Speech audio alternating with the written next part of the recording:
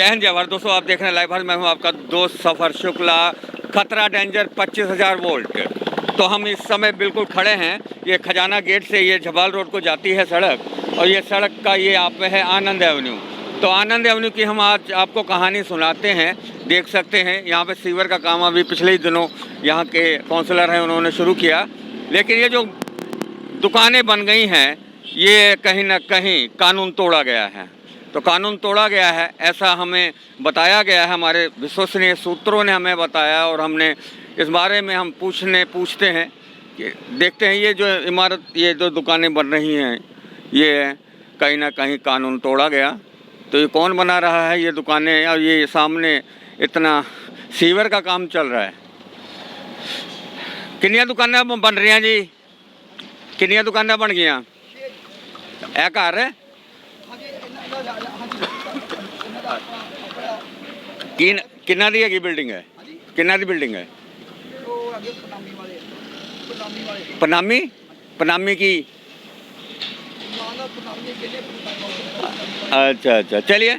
तो ये जो दुकानें हैं कहीं ना कहीं गैर कानूनी तौर पे बनाई गई हैं, हम इस बारे में बात करेंगे और जानते हैं। तो यहाँ पे आप देख सकते हैं, यहाँ हम पूछते हैं इनसे कि ये दुकानें किन पेनामी कौन है, इनके पड़ोसी वाले कौन हैं। सर आपके पड़ोस में जो दुकानें बन रही हैं किन की हैं? ये दुकानें किन की हैं? इसकी है। कौन बनवा रहा है? मालिक कौन है? मालिक इनकी दुकान है रामबाग। अच्छा, यही रहते हैं? हाँ ये। अच्छा, तो ये दुकानें बन रही हैं मतलब दुरुस्त तो होंगे, बिल्कुल पक्के सबूतों के आधार पर बन रही होंगी? क्या होंगे मतलब कागज पत्तर तो दुरुस्त? हाँ कागज अच्छे हैं, बिल्कुल सही है। बिल्कुल सही। तो बिल्कुल सही कागज पत्तर हैं।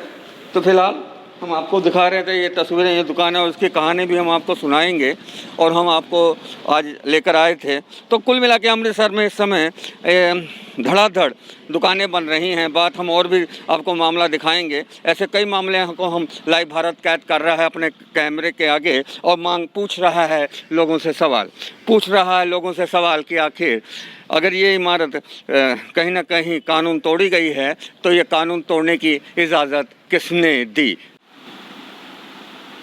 तो आनंद एवेन्यू में बन रही दुकानों को लेकर हमने इलाके के जो पार्षद है प्रमोद बबला के पास पहुंचे हैं, उनसे जानते हैं कि आखिर लाइव भारत को जो इन्फॉर्मेशन मिली वो सही है या गलत।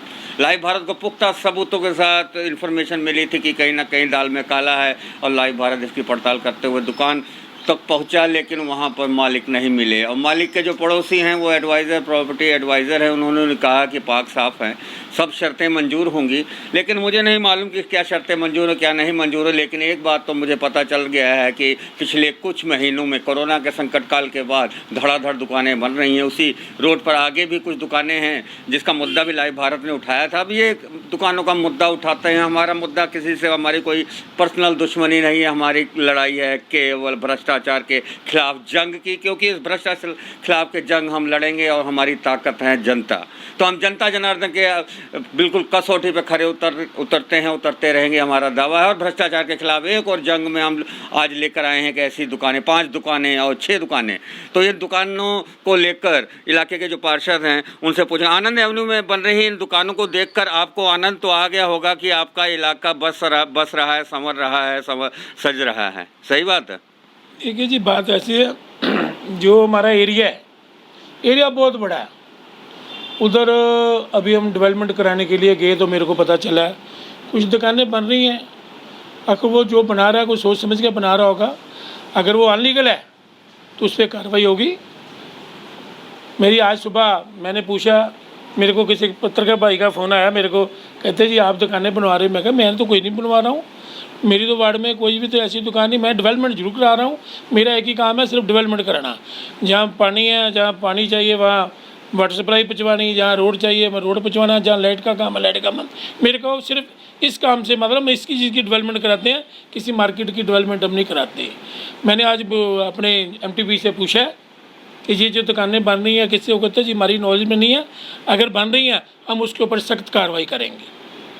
अगर बन रही हैं तो हम तो आपको दिखा रहे हैं, आपको हम सबूत बता रहे हैं कि वो बन रही हैं, काम दुकानें बन चुकी हैं। तो एमटीपी के नॉलेज में ना हो और दुकानें बन जाएं, ये ऐसा हो सकता है क्या? नालायकी कहाँ है, एमटीपी की या दुकान वालों की बड़ी पहुंच है आपकी सरकार, हाथ वाली सरकार में? नहीं, ये तो चलो जो भी आप समझते हैं क्या है हमारे डिपार्टमेंट की है, देख रहे हैं उसके ऊपर कोई ना कोई ज़रूर जल्दी आजकल के अंदर उसके ऊपर कार्रवाई को जो नोटिस जारी होगा वो जवाब देगा। उसका जो भी डेवलपमेंट चार्ज बनते हैं सरकार उससे कलेक्ट करेगी, अगर नहीं करेगा उसके डेमोनेशन के ऑर्डर हो जाएंगे। और क्या तो वैसे कानून को खिलौना बना देना कहीं ना कहीं आपकी सरकार, आने वाली सरकार मानते हैं यहाँ के जो आम आदमी पार्टी हैं, लेकिन आपकी सरकार है यानी कैप्टन सरकार है, और हाथ वाली सरकार में भ्रष्टाचार के कितने हाथ कि नगर निगम के अधिकारी कह रहे हैं हमारी नॉलेज में नहीं है, और आप इलाके के पार्षद हैं और आप कह रहे हैं, तो कहीं ना कहीं मैं समझता हूँ कि अधिकारियों की चल रही है इस समय, नेताओं की नहीं चलती। नहीं, अधिकारी की जो हमारी नॉलेज में बात आती है हम उसके ऊपर एक्शन लेते हैं, और आज ही सुबह मैंने एक्शन लिया, उसके ऊपर कार्रवाई होगी। उस पर कार्रवाई होगी तो प्रमोद बबला ने कहा उस पर कार्रवाई होगी, और ये कार्रवाई एमटीपी विभाग करेगा, क्योंकि एमटीपी विभाग के नरेंद्र शर्मा से आज ही सुबह इनकी बात हुई, और बातों ही बातों में एमटीपी ने ये भी कह दिया कि मुझे इस दुकानों के बारे में नॉलेज नहीं है। तो नॉलेज कहाँ से लाएंगे जब घर से निकलेंगे नहीं, या घर बैठे सब कुछ पहुँच जाएगा। यानी कि हम बात किसी भी करें, नरेंद्र शर्मा की करें, XYZ किसी भी करें, कोई कमिश्नर की करें, मेयर की करें, किसी की भी करें, लेकिन जिम्मेदारी बनती है कि हम अगर टैक्स, ये जो जितने भी बिल्डिंगें इस समय अमृतसर में बन रही हैं, अगर ये टैक्स दे दिए, प्रॉपर्टी टैक्स वसूला जा सके अमृतसर में, तो मैं समझता हूँ कि अमृतसर खुशहाल हो जाए। प्रमोद बबला जी, इस पर एक राय जानना चाहता हूँ कि अगर हम जितनी भी प्रॉपर्टी टैक्स बनता है, XYZ कोई भी हो, और जितने भी टैक्स हैं, अगर हम टैक्स वसूल लें तो अमृतसर में कितना निगम को पैसा मिल सकता है? सरकारी ज़मीनों पर कब्जा, XYZ सारा कितना पैसा इकट्ठा हो सकता है? करोड़ों रुपया इकट्ठा हो जाएगा, अरबों रुपया इकट्ठा हो जाएगा। होना चाहिए, गवर्नमेंट को एक्शन लेना चाहिए।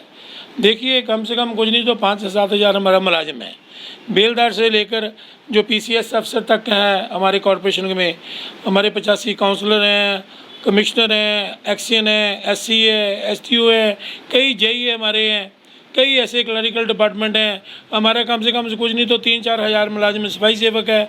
हम इसी पैसे से जो फंड वगैरह इकट्ठे करते हैं, डेवलपमेंट के इकट्ठे करते हैं, उससे हमारा जो लोकल गवर्नमेंट चलती है उसमें हम लोगों को डेवलपमेंट देते हैं, और लोगों को जो वाटर सप्लाई की टोटल जो सैलरी भी लगभग 18 करोड़ रुपया जो है हमारी जो सैलरी बनती है सभी मुलाजमों की, इससे हमारा शहर चलता है। इससे क्यों, गुरु नामदास की नगरी है, सुबह यहाँ लाखों लोग टूरिस्ट आते हैं, उसकी सफाई व्यवस्था, गाड़ियाँ चलती हैं, उस पर पेट्रोल लगता है, हर चीज़ लगती है, तो इसी से पैसा निकलता है। अच्छा, ये जो पैसा इसी से निकलता है, लेकिन इस तरह जो करप्शन ही है कि बिना परमिशन आप बना लेते हैं, तो इनके खिलाफ FIR क्यों नहीं होती? FIR हो तो आगे से कोई करे ना, डरे।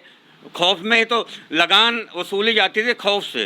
तो खौफ तो कानून का होना चाहिए ना, कानून के आप पैसे, सरकारी पैसे हजम कर रहे हो।